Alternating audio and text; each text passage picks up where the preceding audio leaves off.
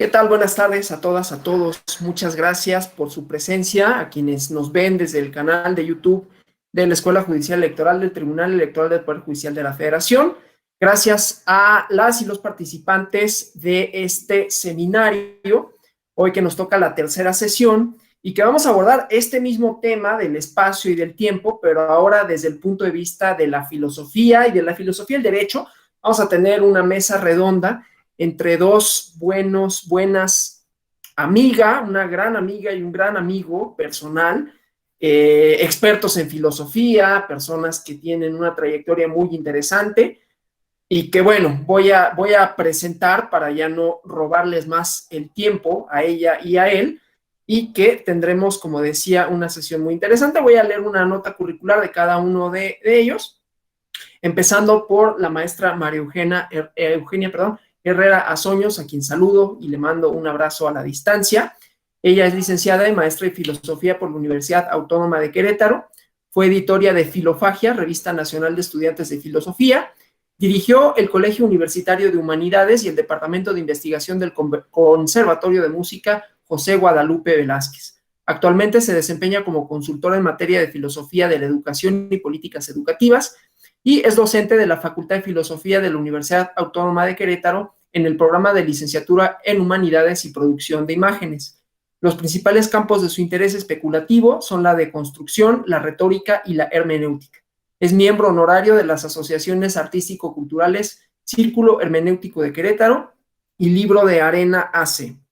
Por su parte, el maestro Juan Carlos Hernández Pineda, a quien también le mando un saludo y un abrazo a la distancia hasta Querétaro, es mexicano de nacimiento, maestro de filosofía por la Universidad de Guanajuato, posgrado que cursó como becario del Consejo Nacional de Ciencia y Tecnología para el desarrollo de una investigación centrada en el problema ontológico del tiempo y su relación con el inconsciente freudiano. Es psicólogo clínico por la Universidad Autónoma de Querétaro y licenciado en Derecho por la misma universidad. Cuenta con estudios adicionales en diversas áreas de las artes y las humanidades, tales como la antropología, literatura y cine, a través de cursos y diplomados. Ha impartido diversas ponencias dentro del ámbito académico, teniendo como meta abrir el diálogo entre la filosofía y el psicoanálisis. Hoy en día también se dedica a brindar atención clínica de corte psicoanalítico en consulta privada. Además de los ruidos domésticos por los cuales me disculpo, les doy la bienvenida a Maru y a Juan Carlos. Y bueno, la idea es que tengamos un diálogo y que abordemos de la manera más amplia, como ustedes decidan, el problema del tiempo, el espacio y el derecho, a partir de los autores que ustedes consideren que son pertinentes, que son desafiantes y que nos pueden centrar en esta problemática que les comento un poquito. La hemos abordado primero desde la física teórica tradicional, ¿no? Desde la cuestión matemática, cuantificable. Ahí podemos encontrar lazos filosóficos con Descartes, a lo mejor con Kant un poco, ¿no? Y el día martes lo abordamos desde una perspectiva sociológica que recupera una elaboración de la teoría literaria de Mikhail Bakhtin, que se refiere a los espacios que crea el derecho y cómo en cada uno de esos espacios hay una temporalidad específica. Entonces, bueno, esas son las directrices, pero como decía, las y los autores que ustedes decidan abordar y la forma de abordarlos es totalmente libre. Entonces vamos a empezar con la maestra Maru Herrera Azoños. Son tuyos los micrófonos. Muchas gracias, Maru, en nombre de la directora de la Escuela Judicial, el mío, de los magistrados y magistrados que integran la sala superior. Te doy la bienvenida y las gracias por esta charla. Buenas tardes. Muchas gracias. Buenas tardes. A mí me honra el privilegio de poder acompañarlos hoy. Le agradezco a la Escuela Judicial Electoral y, por supuesto, al doctor Alonso Vázquez Moyers, un amigo queridísimo. Y, bueno, es muy agradable, muy feliz poder verlo ahora. Y, bueno, poder compartir este espacio también con el maestro Juan Carlos Hernández Pineda. Va a ser ahí un gusto. Después de muchísimos años sin vernos, va a ser algo muy bueno. Y pues tenemos entre manos un asunto bastante complicado. Ya saben ustedes que siempre se cita a San Agustín con aquel asunto de que si no le preguntan qué es el tiempo, lo sabe perfectamente, pero si se lo preguntan, se encuentra en la imposibilidad de responder. Bueno, la filosofía ha estado dándole bastante vueltas al asunto del tiempo y podríamos encontrar ahí algunos ejes interesantes para hablar del tiempo y del espacio.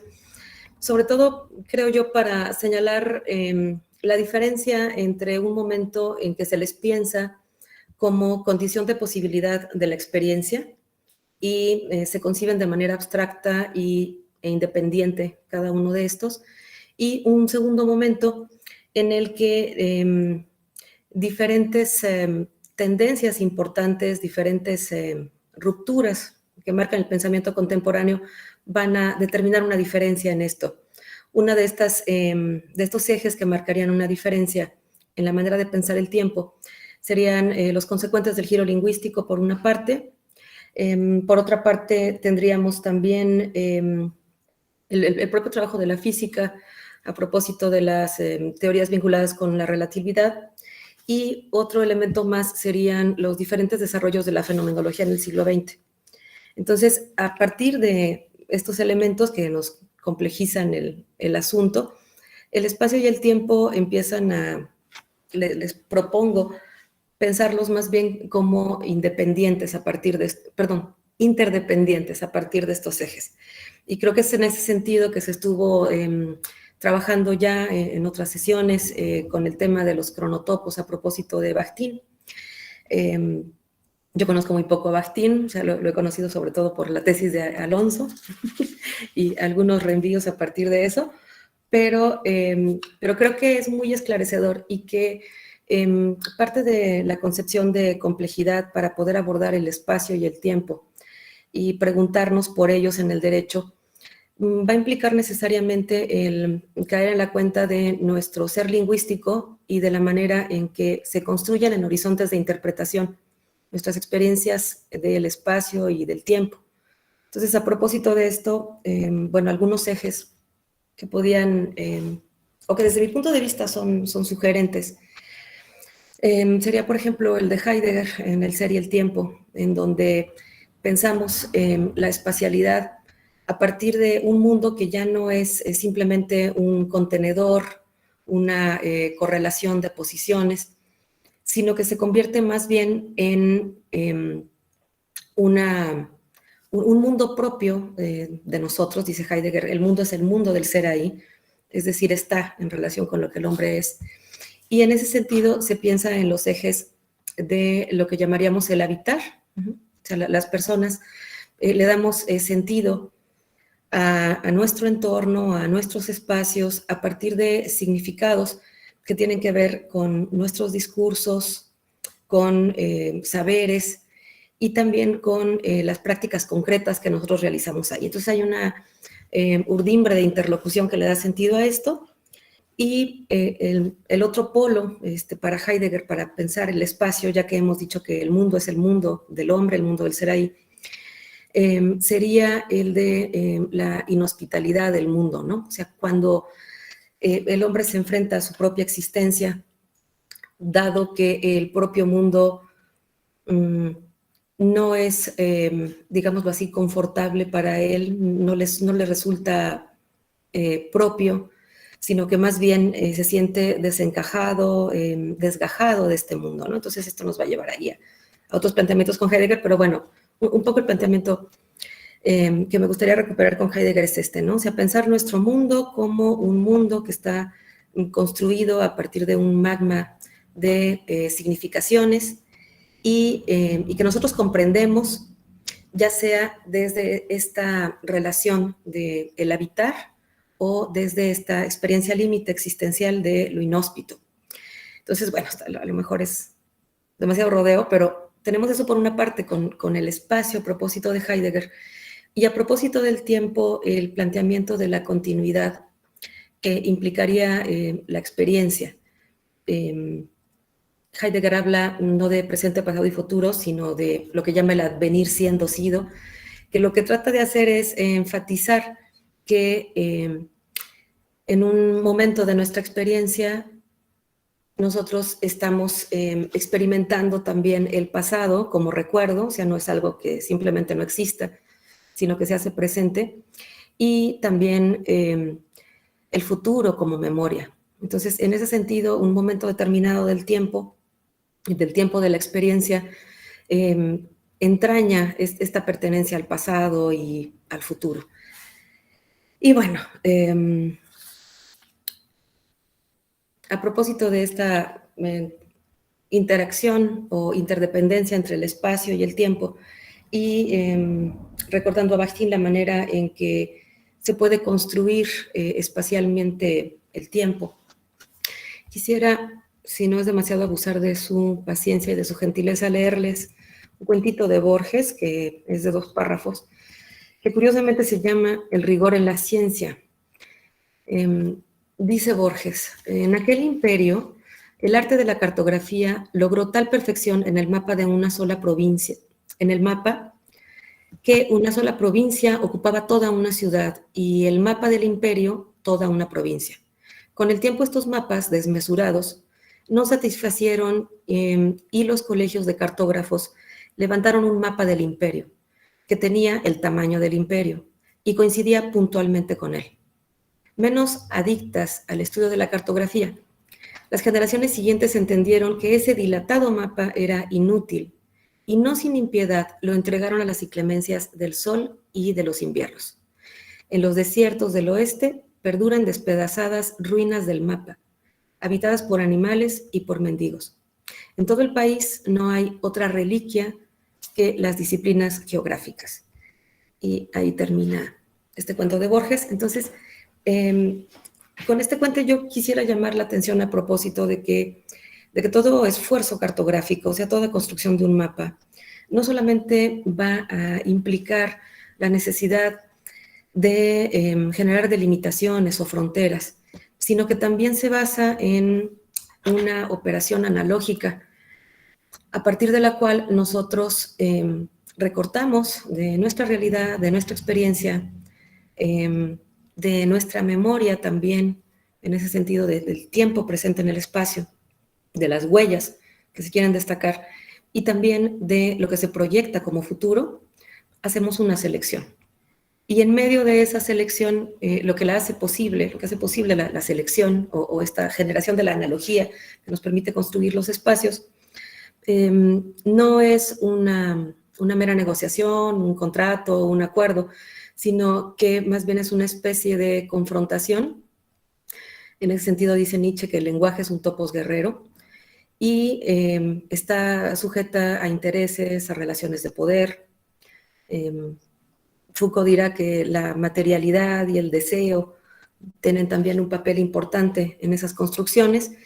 Y yo lo que quisiera como señalar un poco para cerrar esta intervención que ya se alargó mucho, es que cuando nosotros pensamos el tiempo y el espacio, estamos pensando mucho más que puntos de referencia. Estamos pensando en los horizontes donde la gente vive sus vidas y en donde no podemos considerar solamente condiciones de racionalidad o de orden.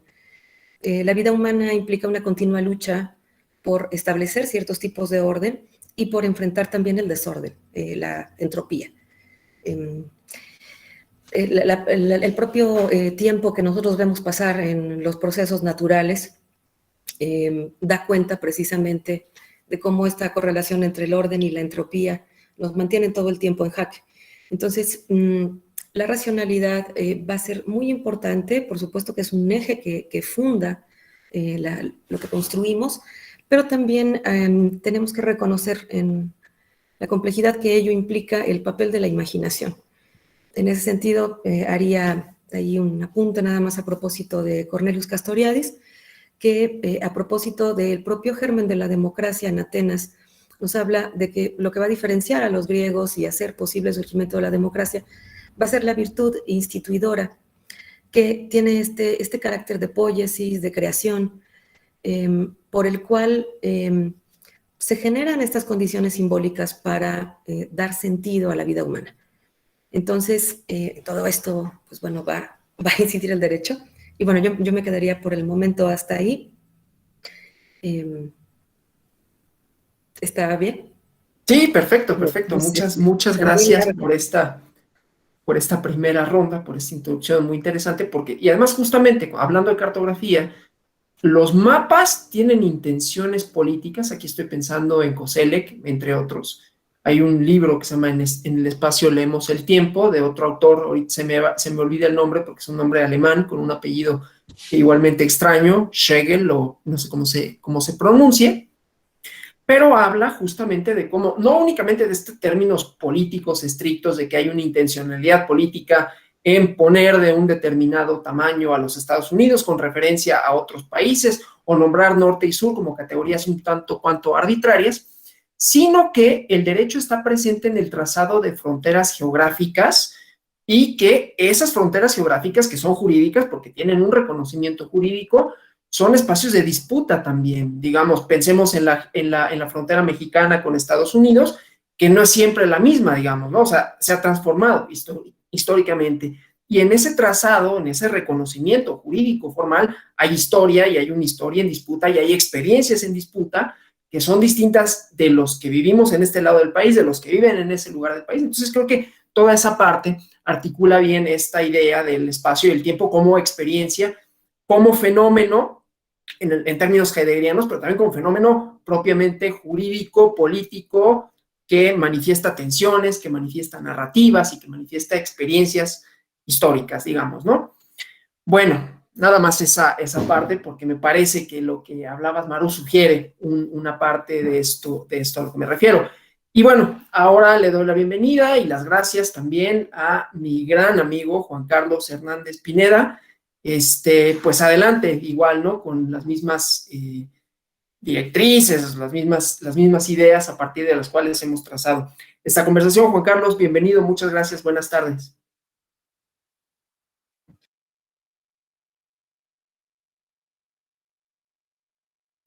Tenemos por ahí un problema de comunicación con él. Listo, creo que ya. Perfecto. Adelante, adelante. Perdón. Muchísimas gracias. Gracias a la Escuela Judicial, gracias por la invitación a participar en este foro. Saludo a todos con mucho gusto. A mi gran amigo Alonso. Hola, Maru, después de tanto tiempo como dices. Ok.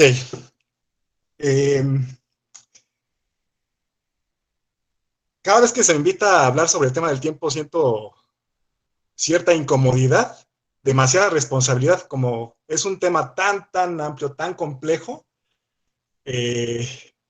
Híjole, pretendo siempre irme de la manera más cuidadosa posible. Y digo, siempre viene a colación este famoso apotegma de San Agustín, que ya citaste, Maru, en su libro 11 de las Confesiones, ¿no? Que si nadie me lo pregunta, lo sé, pero si me lo preguntan, no lo sé para explicarlo.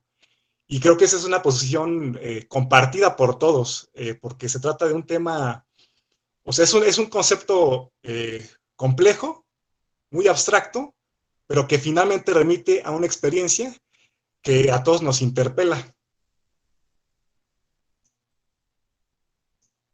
Yo, francamente, por cierta adscripción teórica, cierta afinidad con autores y simplemente por un aspecto formativo, prefiero un poquito separarme de esa categoría ciertamente que se pone en boga a partir del siglo XX, compuesta del espacio-tiempo. Ya desde antes, con Bergson, y de ahí le sigue Heidegger, ese compuesto estaba siendo criticado.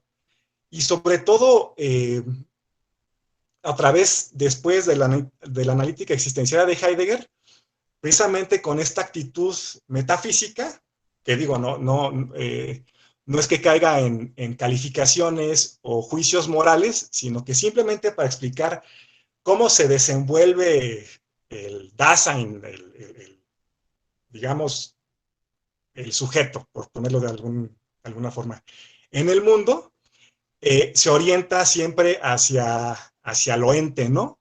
Olvidando lo esencial, que él lo plantea como la cuestión por el sentido del ser. Y precisamente dice que a propósito del problema del tiempo, una actitud metafísica para abordarlo es justamente espacializarlo. Porque esa espacialización que nos llega por influencia de la ciencia, ya ahí trae un corte, una connotación matemática, que el espacio puede cuantificarse, puede, digamos, encerrarse, y por ende, en su correlación, el tiempo también. Esa es una postura de la cual se va a distanciar bastante Heidegger, y ya antes se había mencionado a Bergson, pero Bergson también, o sea, también, de hecho, ahí tiene una disputa, se pone a las patadas con Einstein en su tiempo, ¿no? Entonces, yo preponderantemente voy a hablar del tiempo, me voy a deslindar un poquito del espacio de esa categoría, repito, por esa afinidad teórica, pero finalmente, o sea, al hablar del tiempo, eso me conduce a ya esta cuestión del estar, digamos, del estar como tal, y ya se quiere después objetivar de esa manera como el espacio, pues sí, por supuesto que es conducente. Mm,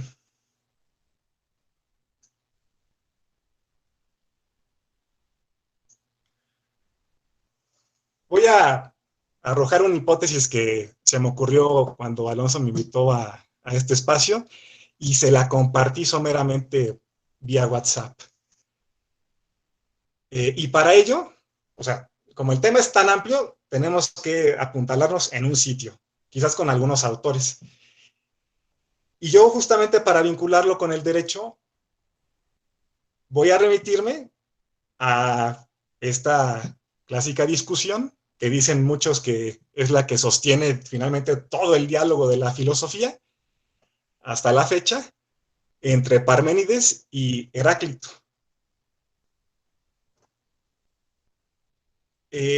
Yo sostengo que si hay una espacio-temporalidad en el derecho como estructura social, como institución, es una que se mueve en esa dialéctica que está representada en la discusión entre Parménides y Heráclito, pero inclinándose hacia uno de estos autores. O sea, no es una dialéctica que se trate, que consiste en un juego equilibrado de fuerzas, ni de algo que se dé de manera progresiva. Yo sostengo que el derecho no es que avance como tal en una temporalidad, sino que se encuentra encerrado en una, digamos, en una lógica temporal muy singular. Y bueno, repasando, pues ya sabrán que algunos que Heráclito formula su doctrina del devenir, que tendrá una significativa recuperación de la mano de Nietzsche y posteriormente a lo largo de todo el siglo XX. Se plantea aquí que el fundamento, el principio del universo, el arque de la physis, es el cambio incesante, que incluso, al ser incesante, imposibilita el conocimiento mismo de las cosas. Una ilustración que se utiliza para ejemplificar eso es el elemento del fuego, ¿no? Eso que está en constante devenir. Platón retoma esta tesis en el diálogo de Crátilo, si mal no recuerdo, y en ese diálogo hace decir a su maestro Sócrates que precisamente si se radicaliza la tesis de Heráclito, estaríamos obligados a pensar que el conocimiento es imposible, porque si todo cambia, nada podemos aprender. Por su parte, Parménides, que además, curiosamente, se llega a una conclusión similar en cuanto a la imposibilidad del conocimiento, pero bueno, antes que eso, Parménides plantea que el ser, pues es el ser, así, en ese razonamiento un tanto tautológico, que el ser es lo verdadero y que esta verdad simplemente es. Aquí se está sugiriendo la imposibilidad del cambio, al contrario de Heráclito, y se envuelve esta cuestión del ser con un carácter ciertamente de presencia estática.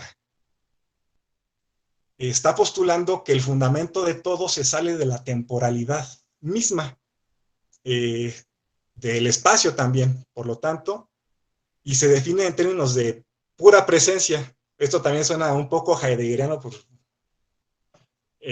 pero bueno.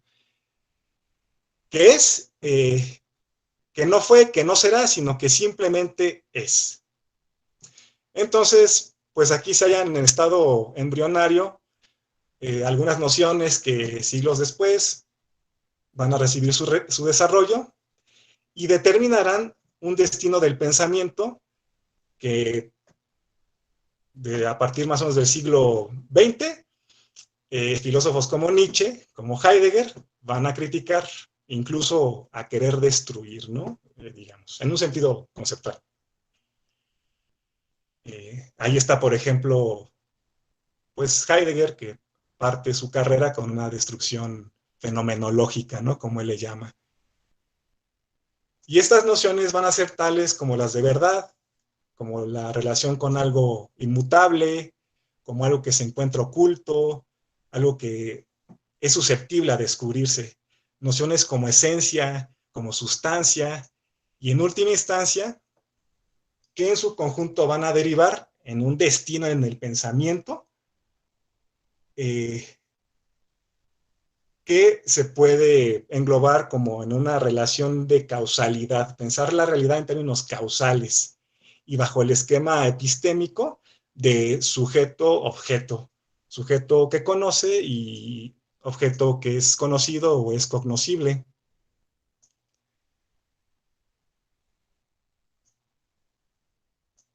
¿Cómo vamos de tiempo? Creo que... No te preocupes mucho, estábamos pensando en 15, 20 minutos para la primera ronda para cada quien, pero no es una camisa de fuerza el tiempo, aunque lo sea. Así es. Ok, entonces, hago este rodeo epistémico, este rodeo para indicar que el modelo de conocimiento que apuntala al derecho inevitablemente es este de sujeto-objeto, de manera clásica. Este sujeto cognoscente y este objeto cognoscible. Esa es la relación de aproximación que se establece cuando el derecho, digamos, quiere abordar los fenómenos, aun y cuando no haya consenso en torno al objeto de que se trata. Podrán decir que se trata de la norma jurídica, otros de las relaciones sociales, etcétera, otros incluso de la moral. Pero aquí lo que importa es esa estructura de la relación, de esa relación epistémica y ese modelo de conocimiento para entender el mundo. Esto supone, pues, varias implicaciones, tiene alcances a diversos niveles y concierne precisamente a la determinación temporal que delimita al derecho. Si se supone que hay un objeto que es cognoscible para el sujeto, justamente para conocerlo es necesario fijarlo en algún punto, delimitarlo, delinearlo. Si es un objeto que se encuentra en movimiento, habrá que detenerlo. Esto queda, creo que, aún más claro, precisamente en el derecho, por la meta que se propone, que es establecer un orden jurídico y regular las interacciones humanas. Darle a todo ello un marco normativo, un marco de referencia, dentro del cual quepan los fenómenos. Es decir, de algún modo metafórico, encerrarlos. A veces no tan metafórico. Ligándolo con la postura de Parménides, creo que es un poco consecuente ver cómo un postulado con estas características puede derivar en interpretaciones de índole teológica. Dentro de este campo de significaciones cohabitan estas nociones y conceptos, ideas de eternidad, de causalidad, de sustancia y a final de cuentas de algo que se entiende como una entidad superior, supratemporal, suprasensible, que se sale de la percepción fenoménica del tiempo, que no está sujeta a las tres modalidades temporales de pasado, presente, futuro, ¿no? Es decir, esto, en pocas palabras, nos remite al problema de Dios, o mejor dicho, por esas connotaciones luego religiosas que pueda tener, al de un orden divino. Y uso este sustantivo de un orden a propósito. Precisamente el cosmos en esta postura es lo que es y tiene un orden insondable, que no obstante el sujeto moderno sobre todo, dentro del corto ámbito de sus capacidades, puede ir descifrando poco a poco porque la verdad se encuentra oculta. Entonces, había dicho que por cuanto a estructura, el derecho se inclina más hacia una manera de concebir la temporalidad de acuerdo a la tesis de uno de estos filósofos aludidos, que es Parmenides, sin llegar a ser un acoplamiento ramplón, absoluto. No estoy diciendo que el derecho sea ni en su teoría ni en su praxis parmenideo. Esto es solo para indicar cómo está determinado temporalmente y hacia qué tiende. A lo que tiende es a eso, a fijar los fenómenos, a fijar los objetos que elige. Tiene que en algún momento negar el movimiento al ejercerse, al momento de instaurar un orden, por más dinámico que pretenda ser ese orden instaurado, ¿no? Entonces, podría decir que el derecho como tal es más parmenideo que heraclitiano, es más platónico que aristotélico, es más hegeliano que nietzscheano, y si nos vamos al terreno de la física, es más newtoniano que einsteiniano. Ya no se diga cuántico, no. Precisamente la mecánica cuántica luego tiene ciertas resonancias con autores como Heidegger, ¿no? En esto de destituir al sujeto de conocimiento y decir que, por ejemplo, bueno, en el caso de Einstein, que el tiempo es relativo y depende del observador, ¿no?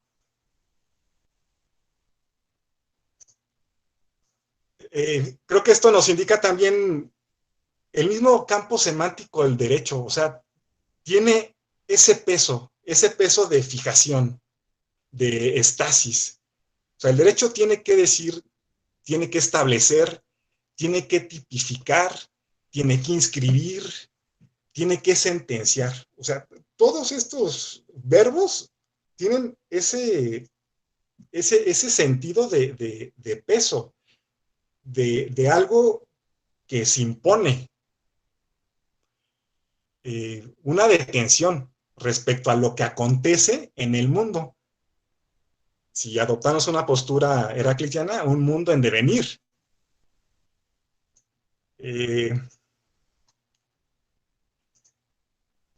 Y bueno, lo que le decía a Alonso en esta comunicación breve, es que yo iba a señalar, precisamente por este recorrido breve que hago, por qué desde sus orígenes el derecho tiene esa resonancia marcadamente teológica. Y que si se habla de tiempo en el derecho, por mera genealogía conceptual, se tenga que hablar de lo eterno, o sea, literalmente, de la legalidad. Es decir, de lo que permanece igual al repetirse. es necesario que tenga que recordarse que en las mitologías los dioses o Dios eran los legisladores, eran los jueces. Entonces, por más secularizado que se encuentre el derecho, y esto también Alonso mencionó a Koselleck, por más secularizado que se encuentre, especialmente a partir de la modernidad, este tiene en su raíz la referencia a una entidad superior que tenga que sostener no únicamente el orden del cosmos, sino inclusive el modo en que el sujeto conoce. O sea, el sujeto conoce gracias a la ley. Pero no es que la ley o el derecho como tal conozca, simplemente establece las reglas, digamos. No sé si aquí sea conveniente que le corte y y después Sí, seguimos. está bien. Muchas gracias. Ahora vamos a la segunda ronda, que puede ser o no de réplica, o puede ser complementario, ¿no? Para nutrir estas hipótesis tan interesantes, un tanto abstractas, pero que dejan claro que el derecho es un fenómeno ahí que tiene unas relaciones interesantes con el tiempo, según lo sugieres, menos que con el espacio, pero que bueno, está atravesado por todas estas instituciones, estos fundamentos, ¿no? Entonces, Maru, adelante. Bueno, como lo planteaba Juan Carlos, el asunto es complejo y hacemos muchas apuestas a la hora de decidir por dónde entrarle, entonces no sé qué tanto...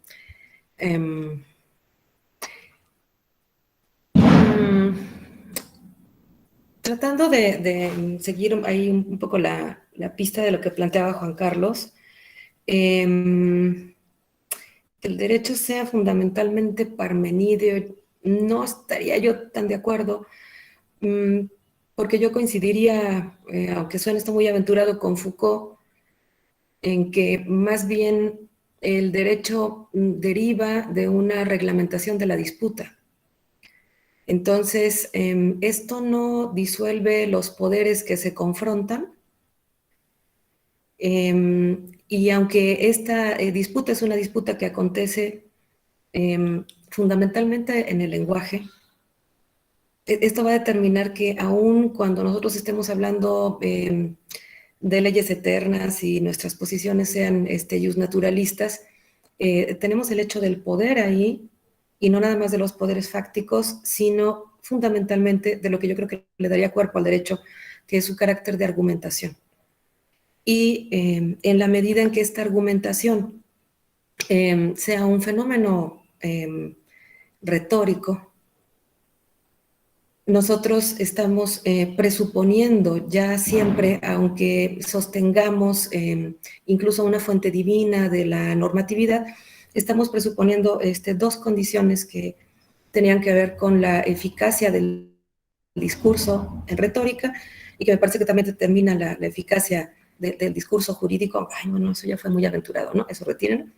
Pero bueno, tiene que ver con la eficacia del discurso en retórica, que es la pertinencia y la oportunidad. Si el discurso retórico, para que pueda funcionar, y si no logra persuadir, si no genera efectos, no ha cumplido su cometido, tiene que ser tremendamente contextual. Entonces, aquí, otra vez regresándonos con Michel Foucault, en el orden del discurso, por ejemplo, nuestra sociedad plantea que dirige a Occidente una logofilia, ¿no? Un amor por el lenguaje, por el discurso. Pero hay una serie de sistemas que pesan en el control del discurso y que podemos observar en muchas condiciones. Por ejemplo, en una misa, pues bueno, se supone que acontezca el milagro de la Eucaristía, ¿no? O sea, de que el pan y el vino se conviertan en cuerpo y en sangre de Cristo, pero esto solamente va a ocurrir si quien está oficiando la misa está investido de la personalidad para ello, ¿no? Y bueno, va a ocurrir algo similar con la sentencia, ¿no? O sea, si no es una autoridad competente la que la emita, tampoco va a funcionar. Entonces, tenemos en juego la acción situada y las condiciones enmarcadas por el conjunto de intereses que en un entramado van a tener que colocarse muchas veces en órdenes de prelación. Y, pues bueno, aunque podría sonarnos parmenidio, por ejemplo, cuando se habla en la hermenéutica jurídica del espíritu de la ley, en realidad lo que nosotros tenemos es que hay un devenir de horizontes de interpretación que se van a confrontar cada vez que nosotros construimos el significado de lo que sea el espíritu de la ley. Estamos hablando desde nuestro lugar determinado, y ahí yo recuperaría lo de Bakhtin con que los lugares tienen huellas, contienen vestigios, como decía Borges en lo del mapa, que dan cuenta de temporalidades que otra vez no son absolutas, sino que tienen que ver con lo que, como les decía hace rato, con lo que se recortó para que quedara ahí. Es decir, de lo acontecido o de lo que podríamos suponer como lo efectivamente ocurrido, lo que nos queda es una especie de sedimento, que no se queda por condiciones de necesidad, se queda otra vez por la complejidad de este entramado en el que la disputa genera ciertos resultados, es decir, cierto efecto, una condición de producción. Entonces, bueno, yo lo vería, pero bueno, es probable que esto tenga más que ver con que siempre fui más heraclitiana que parmenidia. Y entonces veo que hay una serie de elementos que nos pueden llevar a plantear que el discurso jurídico lo que hace es fijar. Pero yo creo que si lo vemos desde el punto de vista de la condición retórica de la proposición jurídica, tanto en su producción como, bueno, como en el trabajo jurisdiccional, vamos a encontrar esto. Y encontramos el pasado en estas condiciones que dan lugar y sentido a la norma, y encontramos el futuro en la medida en que hay un trabajo deliberativo para la construcción de la ley y también para su aplicación o para o para resolver a través de la ley. Entonces, estos sedimentos, si seguimos en eso a Foucault, o sea, de alguna forma van a articular discursos, prácticas y saberes. Pero creo que particularmente en el derecho, los tres tienen un fuerte carácter lingüístico. Entonces hay una construcción de narrativas en el derecho que tienen la función, ciertamente como plantea Juan Carlos, de construir un orden social, y por supuesto están ejerciendo también o le dan un marco a este monopolio de la violencia que tiene el Estado, como planteaba Hobbes, pero que también son un lugar en donde convergen puntos de vista valorativos de las diferentes posiciones que entran en juego, y que, me iría yo otra vez por ahí, marcan que hay implicaciones de la imaginación en ese trabajo, ¿no? Entendida como una facultad que nos permite considerar posibilidades y crear otra vez nuevas condiciones de emergencia para la propia realidad. Y tan es así que en el derecho, pues bueno, se diseñan espacios que podemos habitar o que no son inhóspitos, o como diría Michel Foucault, incluso las heterotopías, ¿no? O sea, los espacios que se confrontan con estos lugares en los que normalmente vivimos y que se convierten en los espacios determinados por exclusiones, o que se convierten en los espacios que confrontan el orden establecido. Entonces, de alguna forma, tiene que lidiar con todo eso el derecho, y por eso yo lo veo más como un espacio que está desafiado por el devenir, y en que la relación es muy íntima entre el espacio y el tiempo, aunque tiene razón Juan Carlos, es una posibilidad el que uno piense correlativamente estos conceptos. Las cuestiones de la relatividad no han abolido la física newtoniana. O sea, ¿cómo explicarme? Efectivamente funciona. Y en muchos marcos es desde ahí, desde donde nosotros juzgamos, concebimos y actuamos. Entonces, creo más bien que el problema es, ahora que el pensamiento contemporáneo va tras la pista de la complejidad, una vez que ha caído en la cuenta de que la modernidad buscó localizar elementos que se interrelacionan y que nos permiten predecir y controlar la realidad, llegamos al punto de que cada vez que construimos un nivel de orden, generamos un metanivel de desorden, ¿no? O sea, cada vez que controlamos algo, generamos un desorden en una dimensión distinta. Desde ese lugar, lo que vemos o lo que nos aparece es que tenemos un conjunto de capas que se fortalecen, que se superponen, que se contradicen de realidades. Entonces, todo esto va a implicar un giro muy drástico hacia la experiencia y otra vez la manera en que nuestra experiencia está marcada por nuestra lingüisticidad. Bueno, yo ahí creo que podría detenerme. Y, bueno, y un apunte a propósito de la deconstrucción con Heidegger.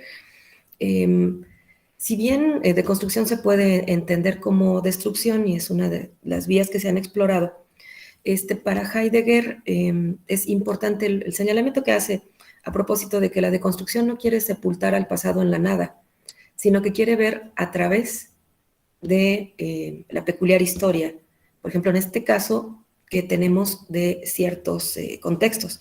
Entonces, esto nos coloca otra vez en una situación muy problemática de movilidad o de desplazamiento, porque se ponen los conceptos en movimiento, como en el caso de Hegel, ¿no? El concepto se despliega en su pluralidad de determinaciones, y entonces, aunque la siguiente determinación sea distinta de la primera, la conserva como recuerdo en su despliegue.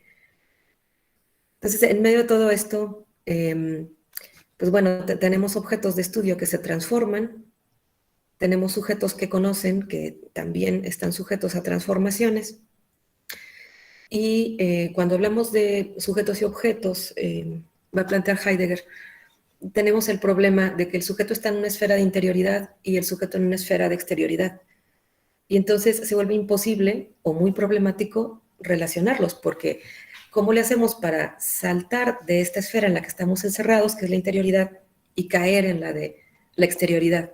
Por eso Heidegger trata de apartarse de esta concepción y va a plantear que bueno, el mundo que se nos presenta como nuestro objeto de estudio normalmente, no es algo aislado, independiente de nosotros, sino que es para nosotros. Entonces ya hay una recuperación del planteamiento de Protágoras, desde mi punto de vista, en que,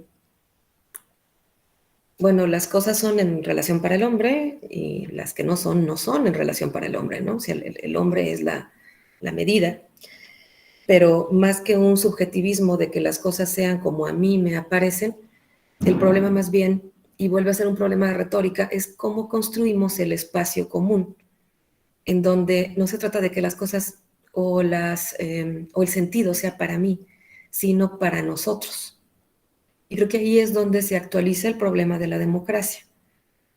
¿Cómo le hacemos para construir un para nosotros en donde quepan las diferencias?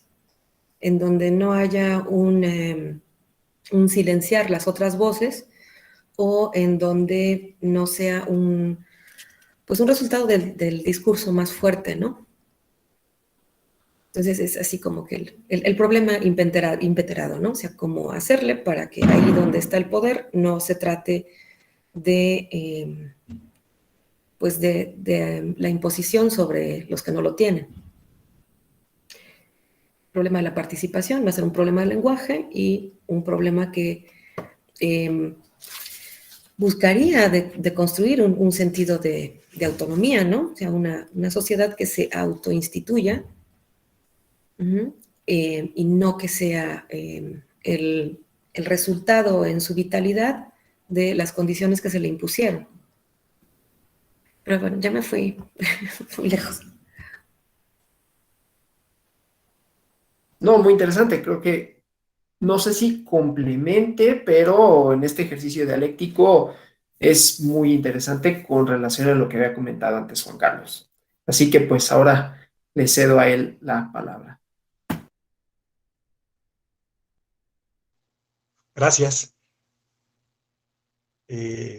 Justamente, Maru, me conduces a lo que iba a llegar y que precisamente trata de la dimensión lingüística del derecho y en general, ¿no? De toda fundación, todo producto humano. Y además proporcionas un muy bonito ejemplo que tiene que ver con la retórica, ¿no? O bueno, ese registro de la retórica en el que se desarrolla eh, la proposición jurídica. Si yo estaba aludiendo a estas huellas teocráticas, parmenideas, del derecho, era precisamente para conducirme, dirigirme al problema del lenguaje. O sea, que ya sea que se trate de un Dios como fundamento de la ley, ya sea que se trate eh, de la ley como creación de los hombres, la cuestión nos lleva precisamente al lenguaje, a su ejercicio. Y que, pues precisamente yo ahí iba a utilizar una categoría, pues no sé si ya media trasnochada, pasada de moda, pero también no puedo negar la cruz de mi parroquia y dada la formación psicoanalítica que tengo, pues la empleo, que es la del gran otro. Y creo que puedo precisamente ligarla con esto de la retórica. Eh,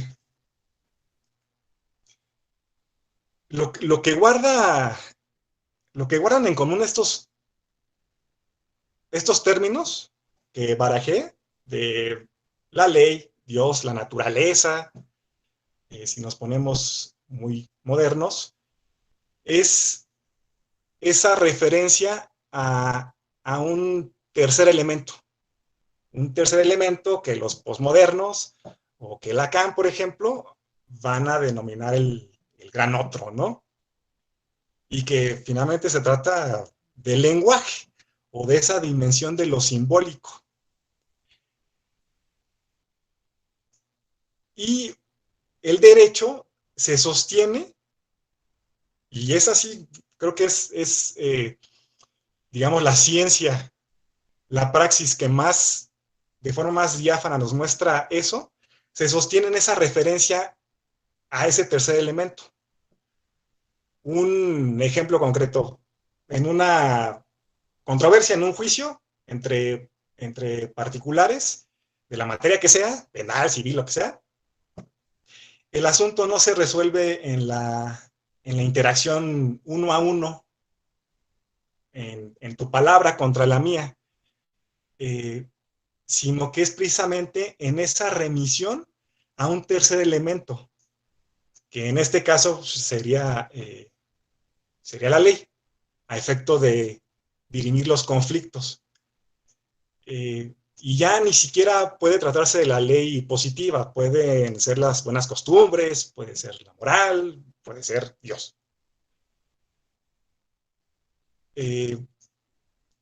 Creo que un caso similar con unos oradores ficticios, hipotéticos, de la Grecia antigua, que están en su combate retórico y que intentan en él persuadir a su público. ellos, por más que se trate de una argumentación, van a estarse remitiendo para efectos de esa persuasión de que se pueda lograr a otra entidad, a un otro, a algo que se salga de esa intersubjetividad, digamos. Y otra vez, puede ser Dios, puede ser la moral, pueden ser las buenas costumbres, la verdad, Dios. Y eso es justo a lo que quería llegar. No es que yo proponga que el derecho como tal sea parmenideo y se encuentre en ese estatus fijo, sino que lo postulo así para precisamente indicar esa posición conflictiva en la que se halla de origen y que por esa cuestión estructural constantemente se va a ver rebasado por aquello que quiere regular. Pero eso precisamente es el motor, o sea, es estático y sin embargo se mueve, ¿no? Diría Galileo. El derecho y todo aquello de lo cual el derecho quiere decir algo, quiere regular algo.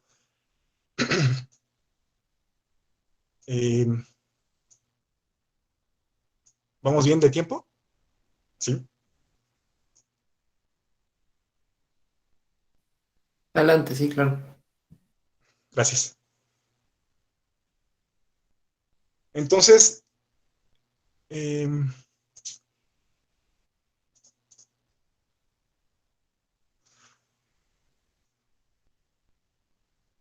parece que el derecho se desenvuelve, se desarrolla,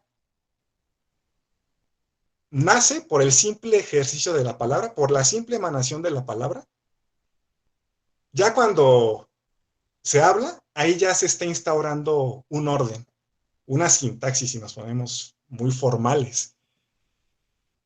Y ese ejercicio, por supuesto, en tanto se repite, es maquinal, pero lo que lo motiva, lo que lo anima, es eso que constantemente le está desbordando, a lo que de alguna manera siempre llega tarde. O sea, de alguna manera el derecho siempre llega tarde. Sí, está esta otra parte, por supuesto, en la que se reconoce que esa dimensión normativa instaura una realidad o crea una realidad otra o impacta sobre ella. El derecho crea por sí mismo realidades, pero no solo el derecho, sino la palabra en general. De hecho, ahorita acabo de recordar esta profecita bíblica del Evangelio según San Juan. Al principio era el verbo, ¿no? Bueno, y Dios era el verbo, algo así, no me acuerdo, pero algo así, en que se hace esa analogía, ¿no? Entre el carácter de un Dios, un orden y la palabra. Está esa relación. Y por supuesto que ahí pertenece el derecho, ¿no? Y tiene esa función creadora. Y que al momento en que llega a regular una situación, cual sea, altera precisamente los valores simbólicos que la contienen. De ejemplo que se me ocurre, clásico, muy de la vida cotidiana y a veces muy dramático, es en las parejas sentimentales, ¿no? Que no importa cuánto se quieran, cuánto lleven viviendo juntos, al momento en que contraen matrimonio, cambian muchas cosas, y muchas casi de manera inexplicable. Y lo único que bastó en ese caso, materialmente hablando, fue la firma de un acta. ¿Qué pasó ahí? Pues no sabemos, simplemente se impuso un símbolo, se impuso una palabra.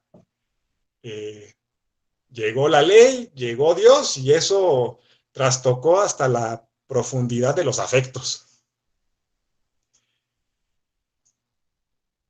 Entonces, quiero recuperar precisamente este carácter de dialéctica que mencioné en un principio, que sí, que el derecho en cuanto a estructura tiende a lo estático, a lo fijo, a lo estable, a lo maquinal incluso, y que podríamos asociar a una posición filosófica del ser más parmenidea. Pero precisamente eso representa un grave problema para su desarrollo, pues implica que siempre va a estar a la saga de lo que pretende encuadrar. Esto pese a que reconozca mediante ejercicios retóricos, mediante una racionalidad eh, en la que se desenvuelve, que hay múltiples espacios, que hay diversos tiempos, que el tiempo y el territorio de los zapatistas no obedece a los mismos parámetros que los de la Ciudad de México, por ejemplo, ¿no?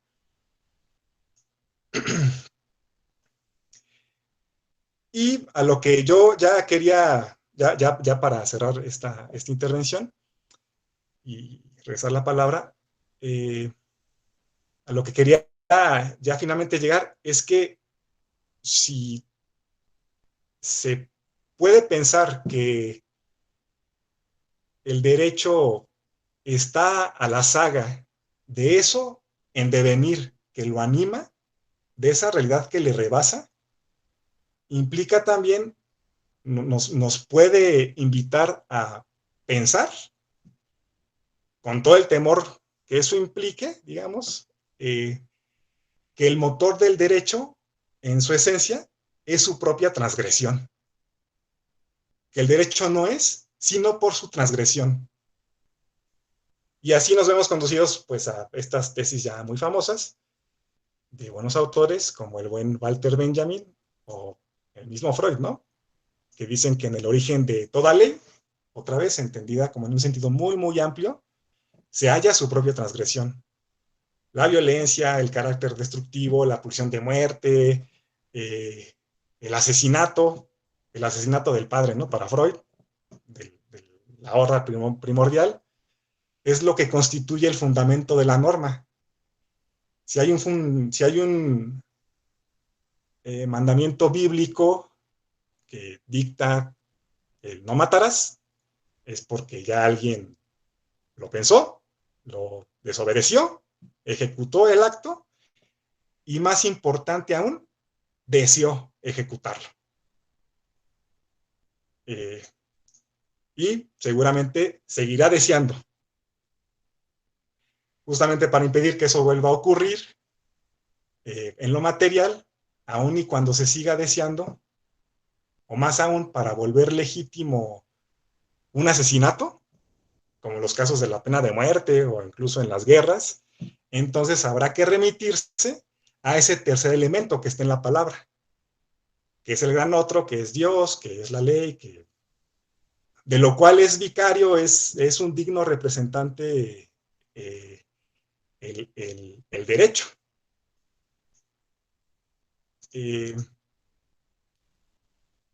A propósito, ya para cerrar, lo prometo, es que me acordé de los mapas. O sea, creo que el mapa es una figura muy buena para ilustrar esto. Y ya recogiendo ya lo que también completa el espacio, ¿no? Ya para no clavarme yo en el tiempo. Me parece que el derecho cumple muchas veces la función de mapa, en cuanto que fija límites, traza coordenadas, altera realidades, crea ficciones que no tienen un correlato en lo tangible, como la sencilla división territorial de los países, ¿no? O sea, eso no es que exista, es un consenso, digamos, es un acuerdo. Y hay ahí quizás una captura, algo dentro del terreno de lo real al intervenir así el discurso, el derecho, ¿no? En este caso, o la política, al historizar así, digamos, un acontecimiento. Y sin embargo, a pesar de ese mapa, las cosas que se suponen encerradas en él se siguen moviendo. y algunas otras ni siquiera fueron vistas o han sido vistas. Y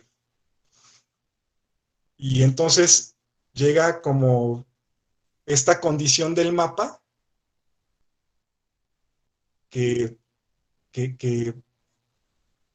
pudiera pensarse como si fuera una fotografía que ya de nacimiento está muerta, digamos, está congelada, constituye una mirada hacia el pasado, o sea, sí necesaria para precisamente orientarnos hacia el futuro, pero finalmente está estática, es algo estático, o es algo así como lo que pasa igualmente con el cielo, con el manto estelar, que lo que vemos en la noche, cuando volteamos arriba a ver las estrellas, es el pasado. Algunas de esas estrellas ya están muertas, ¿no? Pero nosotros las vemos vigentes. Y creo que eso precisamente sucede muchas veces con la ley, con el derecho. Y no obstante, o sea, precisamente en este sentido en esta intencionalidad de orientarnos hacia lo que se puede hacer, hacia un futuro, hacia nuevos acuerdos, es necesario, ¿no? Hacer el mapa. Pero creo que ya.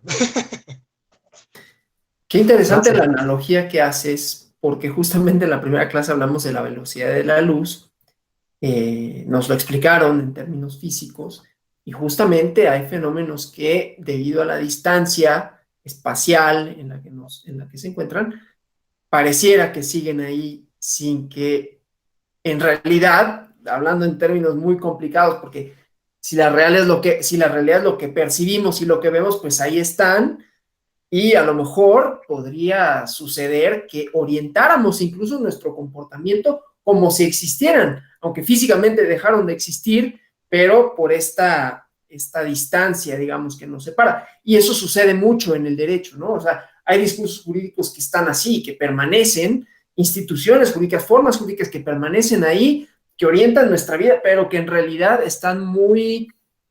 No quiero usar el cliché de alejados de la realidad como si hubiera una cosa tal que se pudiera definir como realidad, pero bueno, distanciados de ciertas formas sociales, ¿no? De tal suerte que, como dices, ¿no? Siempre va un paso atrás, digamos, ¿no?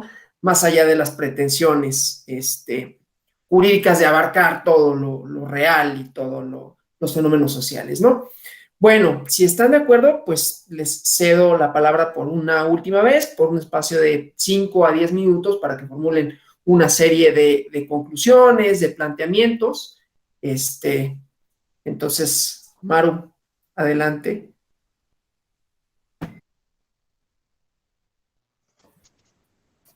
No sé si sea como conclusión, pero bueno, a propósito de la permanencia y el cambio, la filosofía del derecho creo que tiene un expediente interesante por ahí cuando en la construcción de cierto tipo de ficciones que no tienen ni lugar ni tiempo y que le funcionan para construir fundamentaciones. Estoy pensando en dos ejemplos. Uno es el mito de la justicia en el Gorgias de Platón, y el otro es la posición original con el velo de ignorancia rociana, ¿no?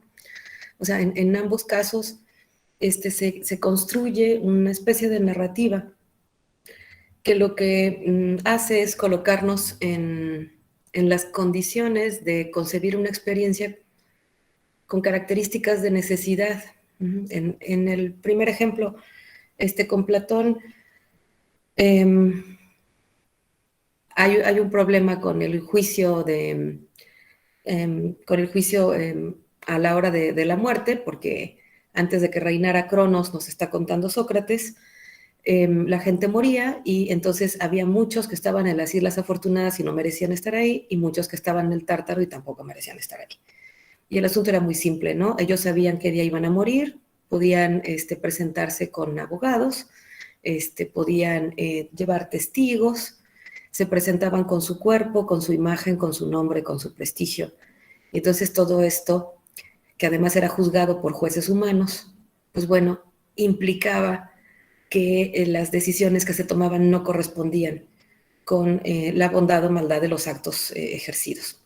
Entonces, cuando viene a gobernar Cronos, reforma el procedimiento y entonces, en primer lugar, va a ser sorpresa cuando llega la muerte, en segundo lugar, se van a presentar sin un cuerpo. Y ahí yo lo que quisiera enfatizar también es que cuando hablamos de la construcción de este tiempo-espacio, de los cronotipos, la construcción de la identidad es una construcción también de un cronotipo.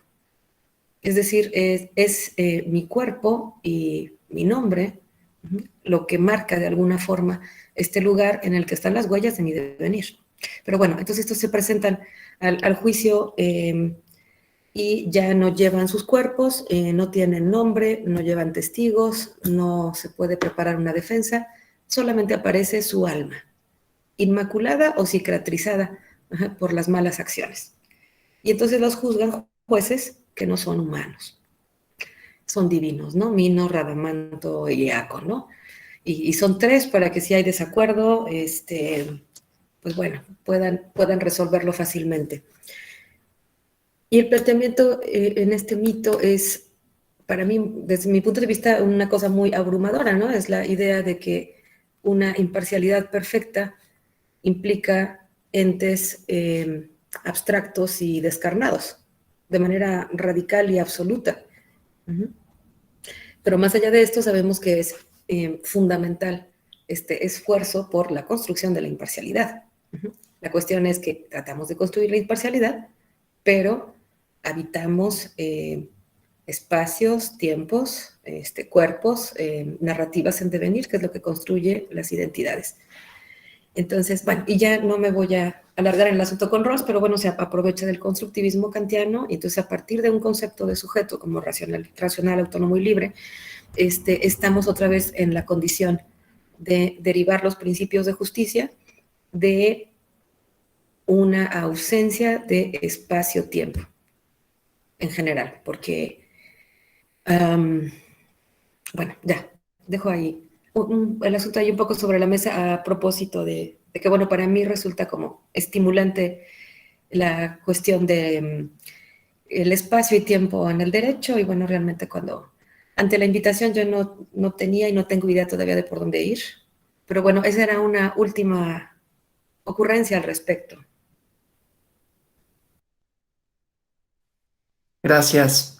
Sí hay quizás en esta idea de la imparcialidad, más allá de la parte moral que implica la expectativa, una, una idea de universalidad y una idea temporal de ideal, digamos, ¿no? Pienso, ya hablando de los filósofos idealistas que suponen que hay una cosa tal que se puede alcanzar, digamos, mediante el conocimiento, mediante el derecho, mediante la civilización, y que es como el horizonte, digamos, ¿no? Entonces, eso me hizo pensar tu reflexión, Maru. Muchas gracias, Juan Carlos. Igual, ¿no? 5 o 10 minutos para una serie de conclusiones con relación a esto, para después tenemos ya alguna pregunta en el chat de la unidad de investigación y abrimos también los micrófonos para quien quiera formar preguntas aquí en la sala, en redes sociales, para quien nos ven por el canal de YouTube. Adelante.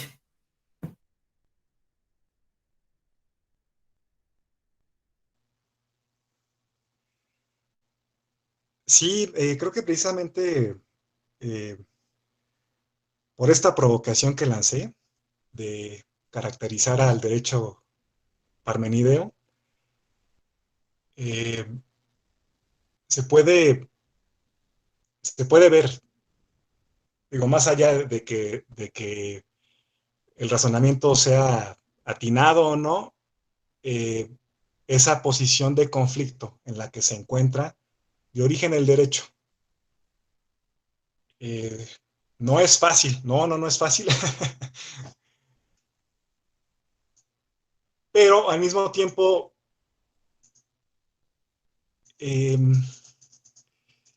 creo que el derecho, de alguna forma, se ha visto un tanto empañado por este modelo moderno de conocimiento.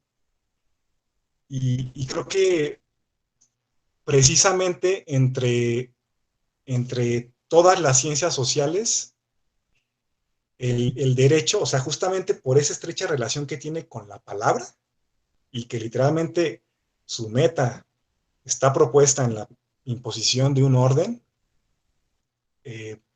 decía, en relación con las ciencias sociales, creo que el derecho guarda un estatus bastante primitivo, ¿no? Bueno, primitivo no he entendido términos de progreso, o sea,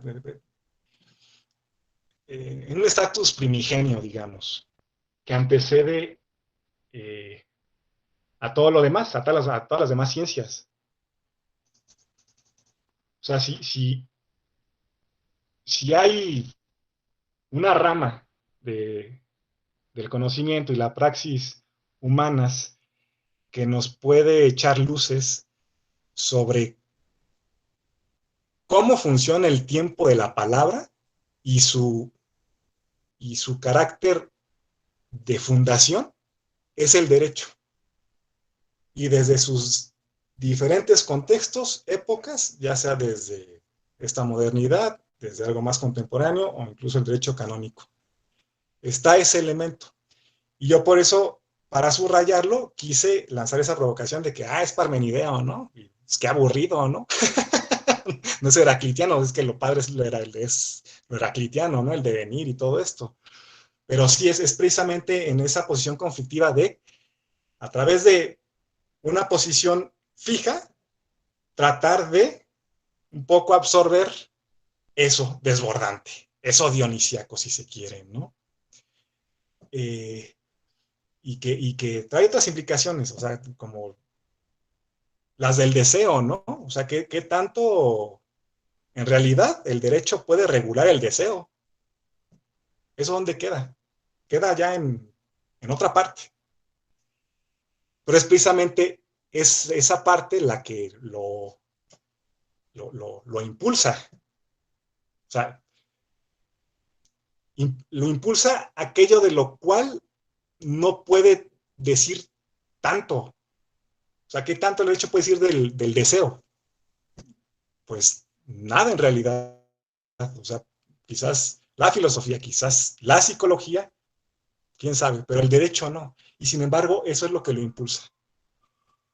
Pero no, ya, si quieren aquí terminamos porque también ya me estoy un tanto divagando.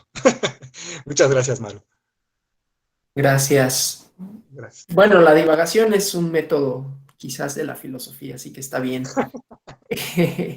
Y sí, a ver, cuando pensamos en esta parte primigenia del derecho como fundamento, no sé si lo querías expresar así, pero yo entiendo como fundamento, no del orden social, de la sociedad misma, en algún sentido, podemos diferenciar, y lo hace Durkheim, ¿no? Los órdenes jurídicos en función a su complejidad, en función a lo que definen, en función a las relaciones sociales que regulan, y eso es lo que podemos clasificar, aunque sea un poco aristotélico y un poco arbitrario, sociedades de un tipo o de otro, ¿no? Y él empieza a estudiar a las sociedades premodernas y dice, tenían una relación, un tipo de relaciones jurídicas que protegían a la comunidad, definían, por supuesto, a la comunidad una serie de rituales para significar a la comunidad, a la ley, a lo prohibido, a lo permitido, y después las sociedades más modernas van diferenciándose, van estableciendo otras esferas, otro tipo de relaciones que también son relaciones jurídicas, pero que ya dependen menos con la comunidad y dependen de las unas con las otras, los unos con los otros, ¿no? Entonces eso va hablando de este carácter, que no sé si sea el derecho el que lo funda, porque si entendemos que el derecho va por detrás de alguna manera, son las relaciones sociales, son las formas sociales las que van marcando la pauta, digamos, ¿no? Para lo jurídico. Bueno, no sé si haya alguna pregunta. Tenemos una pregunta del doctor René Casoluengo, profesor investigador de la Escuela Judicial Electoral, que lo que él quisiera preguntar es sobre los quarks y el acomodo junto al tiempo y el espacio en la filosofía del derecho. ¿Tendrían alguno o podrían tener algún acomodo los quarks en el tiempo y el espacio en la filosofía del derecho? Quien guste contestar, ¿eh?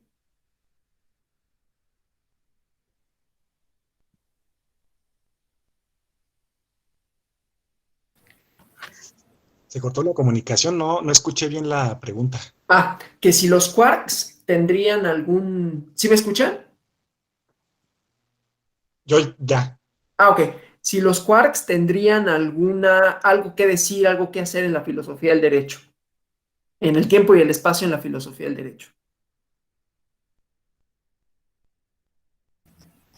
Yo me voy a aventurar a no contestar esta, porque yo no sé de los quarks más que hay una condición de indeterminabilidad en esas partículas subatómicas y creo que entendía yo que se suponían ciertas posiciones para los quarks y había uno que apareció donde esperaban y le llamaban quark felicidad, pero eso es lo único que sé de los quarks. Entonces no sabría,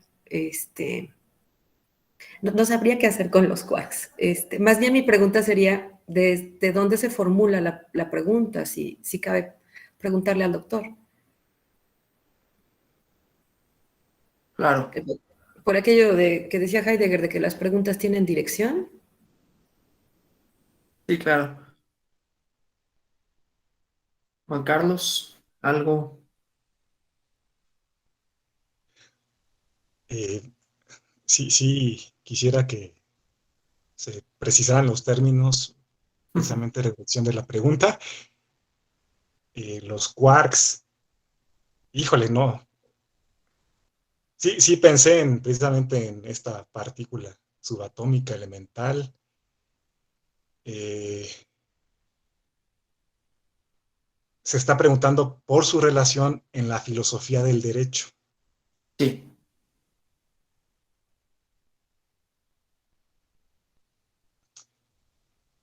Digo, la relación creo que es general en cuanto a todo fenómeno y la manera en que percibimos la realidad, el mundo, en que nos aproximamos a él. Eh, Está este mundo de la macrofísica, ¿no? Que funciona con las leyes de Newton perfectamente. Pero si nos vamos ya más al hondo, a la profundidad, llegamos ya a instancias que nos sugieren que lo que rige, eh, en última instancia, es la indeterminación, es el azar. exacto. Y que, por ejemplo, retomando el principio de incertidumbre de Incertidumbre. Heisenberg, no podemos saber, no podemos saber al mismo tiempo la posición o la velocidad de una partícula, ¿no? Y que además está esa ambigüedad inherente en el comportamiento de una partícula con una onda, ¿no? Ya a esos niveles de observación, ambas cosas se confunden. Entonces ahí se pierde ya el piso que nosotros habíamos construido, concebido, para entender nuestra realidad causal. Que eso tenga impacto en el mundo físico newtoniano, seguramente sí, pero no lo percibimos. Pero precisamente, para mí el derecho funciona ahí, en Newton, no en lo cuántico, porque si no, o sea, nada podremos decir, nada podría regularse a partir de esa incertidumbre. Por eso hace rato dije que el derecho era más newtoniano que einsteiniano o que cuántico. Bueno, eso fue lo que se me ocurrió con la pregunta del doctor. No, está bien, porque quizás también tenga que ver con alguna cuestión relativa a, hablando del principio de incertidumbre de Heisenberg, cuando una persona, el observador, ve esto, ya sea la posición o la velocidad, tiene que tomar una decisión con relación a qué es lo que quiere conocer. De tal manera que hay una cierta, no quiero decir arbitrariedad, pero sí hay una cierta intervención del sujeto que conoce sobre el objeto conocido. Y yo me parece que el derecho en ese sentido podría tener alguna relación porque finalmente, más allá de la cuestión esta de la pretendida neutralidad del juzgador y todo, es una decisión fundada, razonada, como quiera que sea, pero en donde el sujeto interviene sobre el objeto, ¿no? O sea, a la hora de nombrar y decir, por ejemplo, yo declaro que estas personas, es un ejemplo muy burdo y sin ningún tecnicismo jurídico de por medio, ¿no? Pero declaro que estas dos personas se disuelve su vínculo matrimonial, están divorciadas, ahí ese es un poder de nombrar, obviamente respaldado por la legislación, respaldada por unidad de familia, etcétera, etcétera, pero en donde hay una intervención directa, ¿no? De un sujeto sobre un fenómeno, ¿no? Y esa intervención redefine una serie de relaciones que también están mediadas espaciotemporalmente, digamos, ¿no? Entonces, quizás por ahí podría encontrarse también una cierta relación con esto del principio de incertidumbre. De Heisenberg, yo sí considero que hay más de poca, o bueno, bastante indeterminación en el derecho, sobre todo porque no se puede saber cómo se va a legislar, no se puede saber el resultado de un debate legislativo, ni tampoco el resultado de una sentencia de antemano, ¿no? Entonces, en ese sentido es imprevisible también. Y depende de la persona o de las personas, del agregado de ellas, que se haga en un sentido o en otro. Bueno, no sé si hay alguna otra pregunta, algún otro comentario. Yo, por mi parte, les agradezco a todas, a todos los asistentes, a quienes nos vieron en el canal de YouTube. Como pudieron darse cuenta, fue un diálogo interesantísimo que enriquece mucho cómo se entiende el derecho desde diferentes perspectivas, con un par de personas brillantes y que manejan los conceptos de una forma envidiable, al menos para mí. Y bueno, no me queda más que agradecerles nuevamente a nombre de las autoridades de la Escuela Judicial Electoral, del Tribunal Electoral del Poder Judicial de la Federación, a quienes también les agradezco por la apertura para este tipo de diálogos que trascienden la restricción que puede suponer una disciplina especializada con sus propias reglas como es el derecho electoral, y que se abran estos diálogos a otras disciplinas, a enfrentar el derecho de una manera distinta. Entonces me parece que eso pues es muy rico, tanto para quienes formamos parte del Tribunal Electoral como para el público al que en esta larguísima pandemia hemos tenido la satisfacción de capacitar y desde luego, bueno, siempre enriqueciéndonos con la presencia de nuestras y nuestros invitados. Nuevamente, muchas gracias, Juan Carlos, Maru, les mando un abrazo a la distancia, espero verlos en algún momento, no muy lejano ya, y pues felicidades. Muchas gracias. Muchas gracias a ustedes. Gracias a todos, muy honrada. Hasta la próxima y bueno, gracias a todas y a todos. Nos vemos el día lunes en este seminario, la última sesión, que lo vamos a abordar desde una perspectiva ahora antropológica. Igualmente la experiencia del espacio y el tiempo, pero cómo lo mira la antropología, cómo norma la antropología y qué mirada tiene sobre el derecho. Así que bueno, muchos agradecimientos en redes sociales, aquí en la sala. Y pues nada, hasta la próxima, Maru, Juan Carlos. Gracias de verdad.